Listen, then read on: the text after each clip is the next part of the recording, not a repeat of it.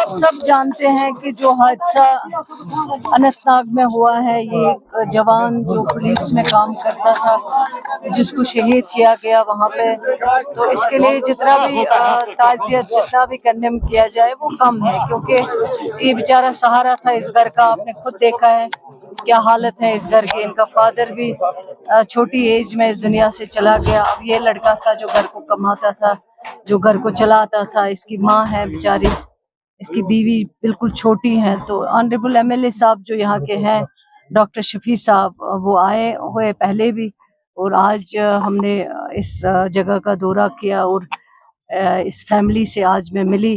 तो मुझे लगता है कि जितना इसके लिए कंडेम किया जाए वो कम है, और ये एक मैं समझती हूँ कि ये चीज़ें जो है नहीं होनी चाहिए, ये बदकिस्मती है। जितना भी हमने आज तक खून खराबा देखा है, तो हम सोचते थे कि किसी हद तक ये बंद हो गया, लेकिन जब ये हादसे पेश आते हैं तो हम समझते हैं कि ये वैसे ही चल रहा है जैसे पहले चल रहा था। मैं कहूँगी कि जो 5 अगस्त के बारे में वो बात करती हैं, वो भी उन्हीं की मेहरबानी है, क्योंकि आज अगर हम हर चीज़ से बिल्कुल हमारे पास न स्टेटहुड है, न 35 से है, न 370 है।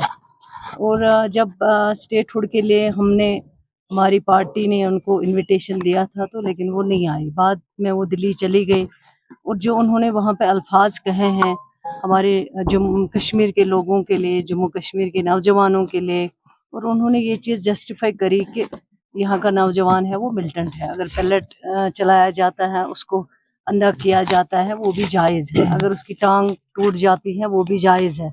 अगर उसको गोलियों से मारा जाता है, भून दिया जाता है, वो भी जायज़ है। अगर उसको पब्लिक सेफ्टी के अंदर जेलों में, जैसे आज पिछले 10-12 दिन से बेगुनाह लोगों को हिरास किया जा रहा है, जेलों में डाल रहा है, नौजवानों को जिनका किसी चीज़ से कोई ताल्लुक़ नहीं है। तो उन्होंने ये सारी चीज़ें जो हैं जस्टिफाई करी हैं, और उन्होंने सारे जितने भी सिक्योरिटी फोर्सेस है या हमारी पुलिस है, उनको उन्होंने सर्टिफिकेट दे दी कि आप जो कुछ भी करोगे वो जायज़ है। दिल्ली में जो हुआ है वो जायज़ नहीं है, लेकिन कश्मीर में जो हो रहा है वो जायज़ है। तो ये मेरे ख्याल से एक्स चीफ मिनिस्टर साहिबा है, वो इस तरह के बयानात, इस तरह का स्टेटमेंट जो है, मैं समझती हूँ ये यहाँ के लोगों की बदकिस्मती है।